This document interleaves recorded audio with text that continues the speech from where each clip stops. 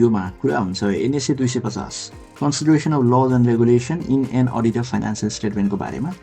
र यो NSA अनुसार चाहिँ स्कोप चाहिँ के हो त नि भन्दाखेरि चाहिँ नट एप्लिकेबल भन्ने कुरा सुरुमा चाहिँ यो एप्लिकेबल केमा हुँदैन त भन्दाखेरि चाहिँ असुरेन्स इन्गेजमेन्ट जहाँ auditor is specifically engage to test अथवा report separately on compliance with laws and regulation.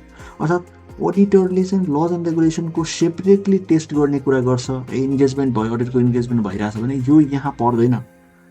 यहाँ सिर्फ के पर्छ भन्दाखेरि चाहिँ non compliance of laws and regulation in an audit of financial स्टेटमेन्टमा मटेरियली आइडेन्टिफाई गर्न सहयोग गर्छ। तर मटेरियल मिसस्टेटमेन्ट हुन्छ नि, त्यसलाई आइडेन्टिफाई गर्न सहयोग गर्छ अडिटरलाई। नन कम्प्लायन्सको कारणले गर्दाखेरि फाइनेन्सियल स्टेटमेन्टमा कतिको इम्प्याक्ट परिरहेछ भनेर हेर्नको लागि हो खासमा। सो अब्जेक्टिभ के हो त, अर्थात् रेस्पोन्सिबिलिटी अफ अडिटर भनेको चाहिँ के त भन्दाखेरि चाहिँ अब्टेन गर्ने हो। के अब्टेन गर्ने त भन्दाखेरि चाहिँ सफिसिएन्ट अडिट एभिडेन्स अब्टेन गर्ने हो regarding compliance with laws and regulation. Laws and रेगुलेसनको सन्दर्भमा सफिसिएन्ट अडिट एभिडेन्स अब्टेन गर्ने कुरा अडिटरको अब्जेक्टिभ हो। अर्को भनेको चाहिँ नि यसै अब्टेन गर्ने हो रिगार्डिङ अर्थात् in combination with direct effect on the determination of MAD भनेको छ। म्याड भनेको material amount and disclosure in financial statement. अर्थात् यस्ता लज एन्ड रेगुलेसन्सहरूको कम्प्लायन्सको बारेमा सफिसिएन्ट अडिट एभिडेन्स गर्ने जसको direct effect on determination of MAD अर्थात् मटेरियल अमाउन्ट र डिस्क्लोजर इन फाइनेन्सियल स्टेटमेन्टमा असर गर्छ, डिरेक्ट इम्प्याक्ट गर्छ, त्यस्ता लज एन्ड रेगुलेसन्सहरूको बारेमा सफिसिएन्ट अडिट एभिडेन्स अब्टेन गर्ने हो। जस्तो इन्कम ट्याक्स भ्याट हुनसक्छ, बोनस एक्ट हुनसक्छ, यावत कुराहरू पढि नै हाल्यो। अर्को भनेको छ पर्फर्म गर्ने कुरा हो। के पर्फर्म गर्छ अडिटरले भन्दाखेरि चाहिँ स्पेसिफिक अडिट प्रोसिजरलाई पर्फर्म गर्छ to identify non compliance with other laws and regulations भनेको छ that may have a material effect on financial statement भनेको छ। अर्थात् जस्तो लज एन्ड रेगुलेसनको चाहिँ डिरेक्ट इफेक्ट हुन्छ त्यसको चाहिँ यसै अब्टेन गर्ने भइहाल्यो। तर जसको चाहिँ इन्डिरेक्टली इफेक्ट छ त्यसको बारेमा उसले पर्फर्म गर्छ के त भन्दाखेरि स्पेसिफिक अडिट प्रोसिजर पर्फर्म गर्छ to identify the non compliance with laws and regulation. जसको चाहिँ नि लज एन्ड रेगुलेसनको नन कम्प्लायन्सले गर्दाखेरि कतै मटेरियल इफेक्ट पो हुन्छ कि भन्ने हिसाबले उसले चाहिँ आइडेन्टिफाई गर्छ। के गरेर त स्पेसिफिक अडिट प्रोसिजरहरू प्रयोग गरेर। त्यो हुनसक्छ इन्सपेक्सन एन्ड इन्क्वायरी गर्न सक्छ उसले। र it may result in fines, litigations or other कन्सिक्वेन्सेसहरू आउन सक्ने कन्डिसनको कारणले गर्दाखेरि चाहिँ यसलाई हेरिएको होइन। अर्को भनेको चाहिँ रेस्पोन्ड गर्ने कुरा हो appropriately to non compliance. Non compliance कतै गरेको छ अथवा सस्पेक्टेड नन कम्प्लायन्स छ भने with laws and regulation identified during the audit. कुनै पनि अडिटको दौरानमा पत्ता लागेका सस्पेक्टेड अथवा नन कम्प्लायन्सलाई अप्रोप्रिएटली रेस्पोन्ड गर्ने कुरा अर्थात् रिपोर्टिङको कुरा गर्न खोजेको छ। र अर्को भनेको चाहिँ auditors consideration of compliance with laws and regulations अर्थात् अडिटरको रोल्स एन्ड रेस्पोन्सिबिलिटी के हो in regard to compliance with laws and regulation भन्न खोजेको हो। सो अडिटको रेस्पोन्सिबिलिटी नम्बर 1 कुरा के त भन्दाखेरि चाहिँ अब्टेन गर्ने हो जेनरल अन्डरस्ट्यान्डिङ होइन। अर्को भनेको चाहिँ के अब्टेन गर्ने त भन्दाखेरि यसै अब्टेन गर्ने रिगार्डिङ द कम्प्लायन्ससँग रिलेटेड। र उसले पर्फर्म गर्ने हो अडिट प्रोसिजर होइन आइडेन्टिफाई गर्नको लागि इन्स्ट्यान्स अफ नन कम्प्लायन्स भयो। अर्को भनेको चाहिँ रिमेन अलर्ट हुने हो to possible that other audit procedure applied may bring the instances. मैले अरू अडिट प्रोसिजर लागेको हुनसक्छ, त्यसले गर्दाखेरि के आउन सक्छ भन्दाखेरि नन कम्प्लायन्सहरूलाई ब्रिङ गर्न डिटेक्ट गर्न सक्छ र सस्पेक्टेड नन कम्प्लायन्सहरू ल्याउन सक्छ। टु अडिटर एटेन्सनमा आउनु सक्ने सम्पूर्ण कुराहरूलाई चाहिँ लाएर भनौँ मैले अडिट प्रोसिजर अप्लाई गरेको छु अदर अडिट प्रोसिजर र त्यसको कारणले गर्दाखेरि सस्पेक्टेड नन कम्प्लायन्स र नन कम्प्लायन्सका कुराहरू आउन सक्छन्, अडिटरको एटेन्सन आउन सक्छन्। त्यसको बारेमा अडिटर के हुनु पऱ्यो, अलर्ट हुनु पऱ्यो। र हामीले रिटेन रिप्रेजेन्टेसन पनि अब्टेन गर्नु पऱ्यो for instance of non compliance of substantive compliance. फेरि पनि एक्चुअली भन्नुपर्दाखेरि चाहिँ अडिटरको रेस्पोन्सिबिलिटी के हो यसको रिगार्डमा भन्दाखेरि पहिलो नम्बरमा जेनरल अन्डरस्ट्यान्डिङ लिने हो। के को अन्डरस्ट्यान्डिङ लिने त भन्दाखेरि legal and regulatory framework applicable to entity and its environment होइन। यसको इन्डस्ट्रीसँग रिलेटेड सम्पूर्ण कुराहरू लेगल एन्ड रेगुलेटरी फ्रेमवर्कहरू चाहिँ अन्डरस्ट्यान्डिङ लिने कुराहरू भयो। र how the entities complying with framework, ती फ्रेमवर्कहरूलाई कसरी कम्प्लाई गरिरहेको छ त्यसको बारेमा पनि अन्डरस्ट्यान्डिङ अब्टेन गर। अर्को भनेको छ अब कुरा गर्नु पर्दाखेरि चाहिँ यसमा केही कुरा थप्नु पर्दाखेरि how entities complying with framework भनेको छ नि त। अब कसरी कम्प्लाई गरिरहेको छ भन्दाखेरि जस्तो रजिस्टर मेन्टेन गरिरहेको छ कि छैन, अपरेटिङ प्रोसिजरहरू के छ, इन्टरनल कन्ट्रोलका कुराहरू के छन् र एक्सपर्ट इन्भल्भमेन्ट के छ त्यो हेर्नु पऱ्यो यसमा चाहिँ।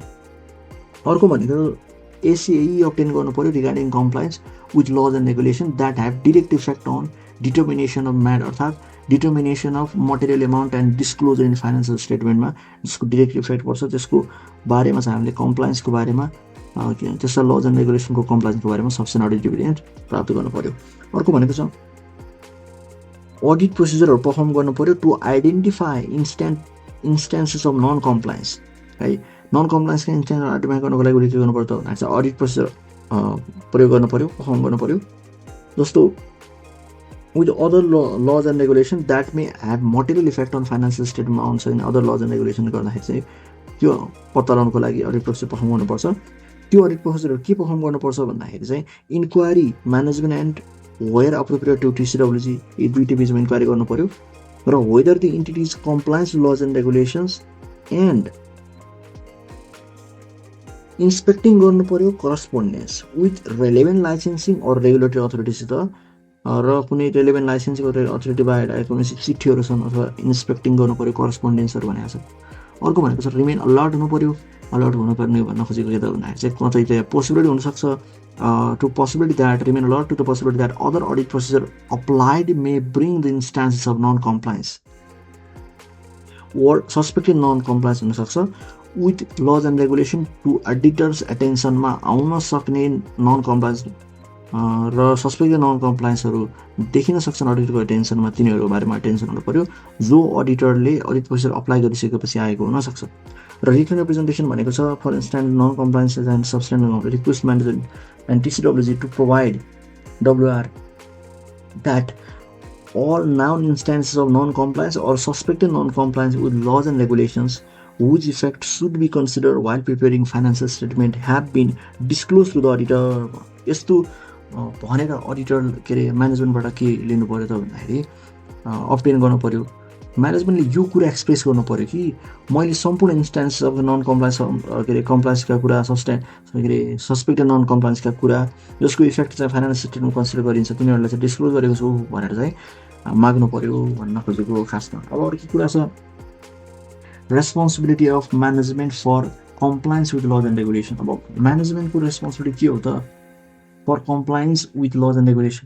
लज एन्ड रेगुलेसनको कम्प्लायन्सको रिगार्डिङमा म्यानेजमेन्टको रेस्पोन्सिबिलिटी के हो त भन्दाखेरि चाहिँ management under the oversight of TCWG is responsible for ensuring the entities operations and financial statement comply with relevant laws and regulation. अर्थात्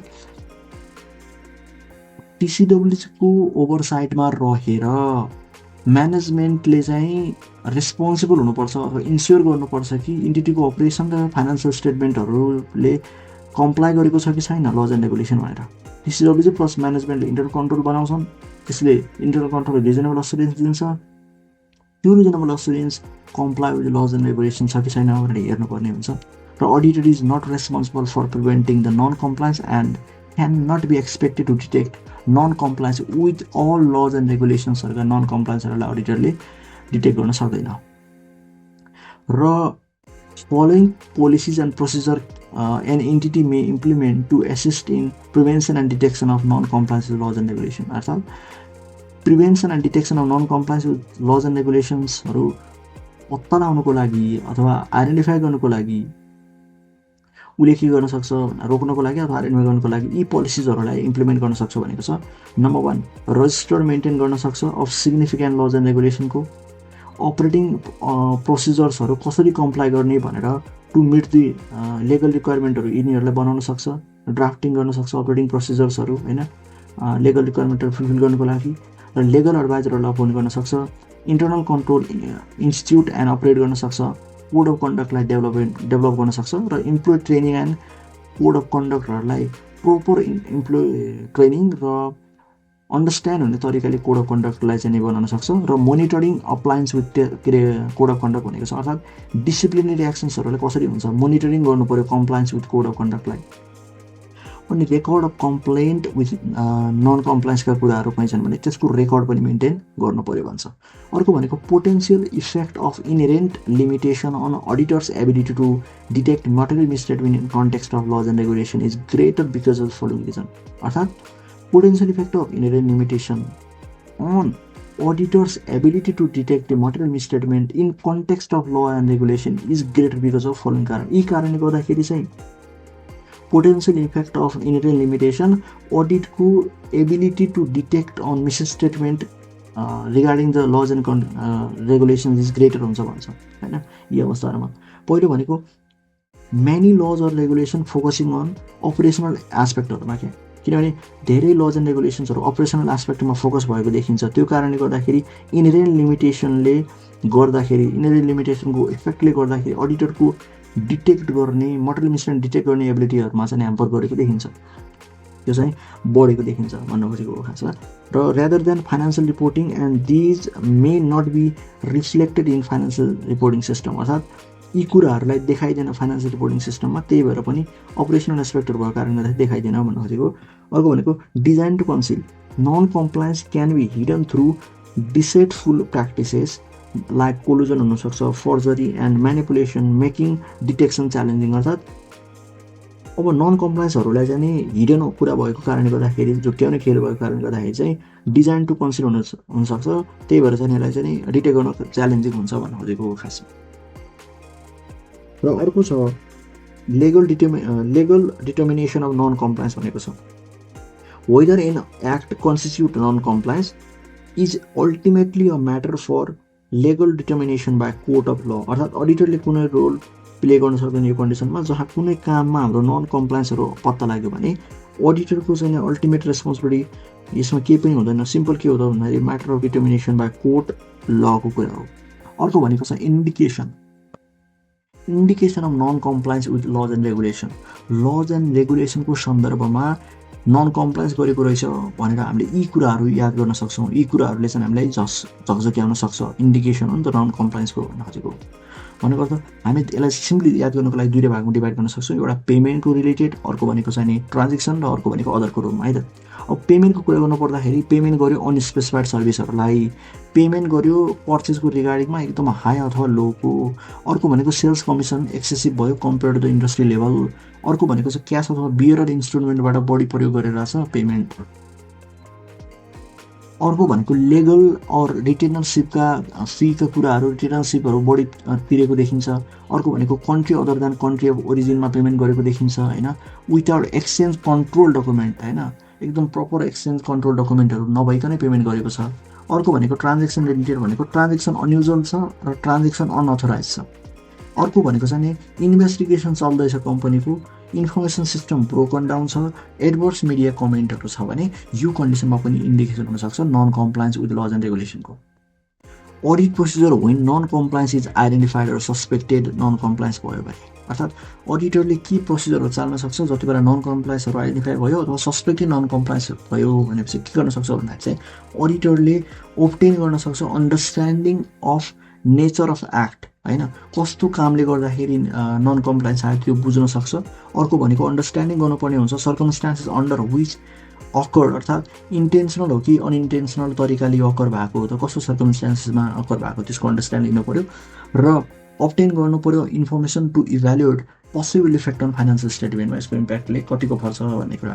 अर्को भनेको अडिटरलाई सस्पेक्ट भयो कि नन कम्प्लायन्स भन्ने कुरा भनेपछि अडिटर के गर्नु पऱ्यो त, डिस्कस गर्नु पऱ्यो म्यानेजर अथवा टिसिडब्ल्यूसित।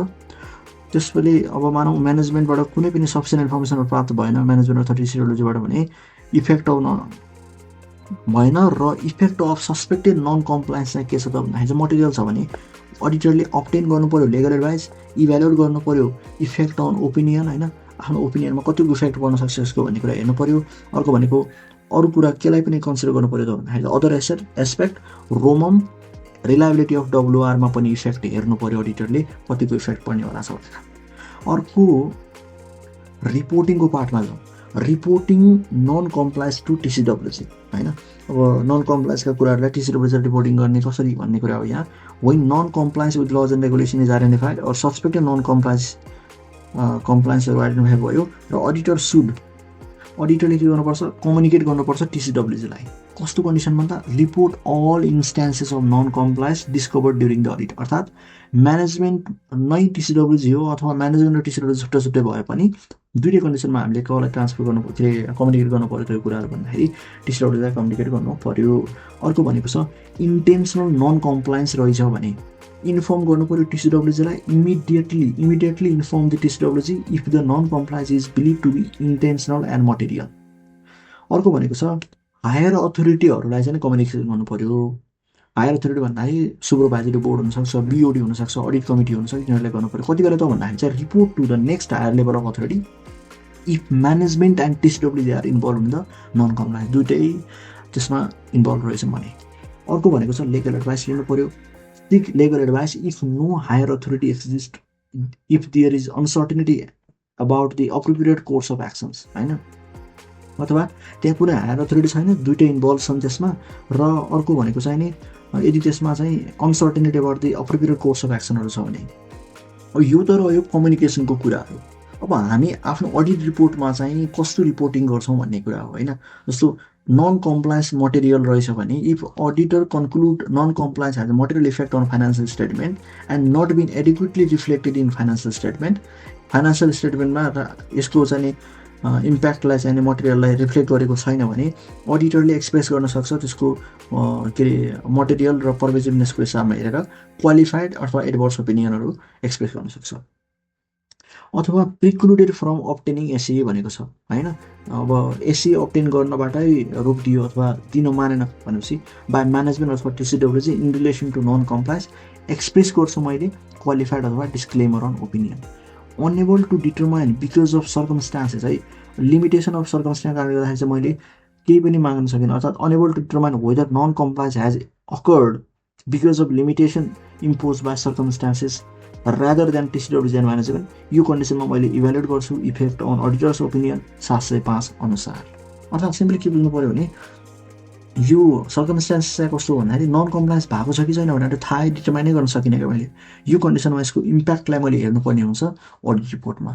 अर्को भनेको छ यसको अन्तिममा reporting non compliances to regulatory and enforcement अथोरिटीहरूलाई के रिपोर्ट गर्नुपर्छ कि भनेर त्यो पनि हेर। अर्थात् determine whether auditor has responsibility to report to the identified or suspected non-compliance regarding the laws and regulationमा कुनै त्यस्तो रेस्पोन्सिबिलिटी छ कि छैन भनेर त्यो पनि डिटर्माइन गर्नु पऱ्यो, कसैलाई कम्युनिकेट गर्नुपर्ने भए।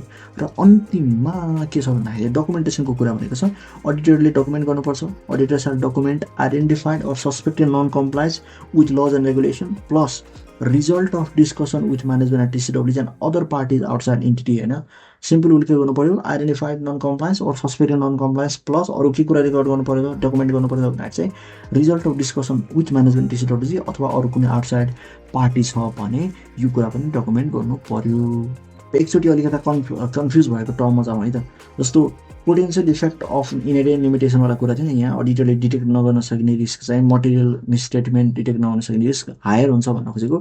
यी कारणले गर्दाखेरि चाहिँ अडिटरले डिटेक्ट नगर्न सक्छ मटेरियल मिसस्टेटमेन्ट लज एन्ड रेगुलेसनको बेसिसमा भन्न खोजेको। अर्थात् यसको सन्दर्भमा एउटा laws and regulation many laws and regulation focusing on the operational एक्टिभिटिजहरूमा एस्पेक्टहरूमा बढी फोकस हुन्छ। डिजाइन टु कन्सिल हुन्छ। लिगल डिटर्मिनेसन अफ नन कम्प्लायन्सको पनि कुरा गरेको छ, जो चाहिँ कोर्टको कुराहरू भएको कारणले गर्दाखेरि चाहिँ हामीले कन्सिल भइ नै हाले पनि डिटर्माइन गर्न सक्दैनौँ।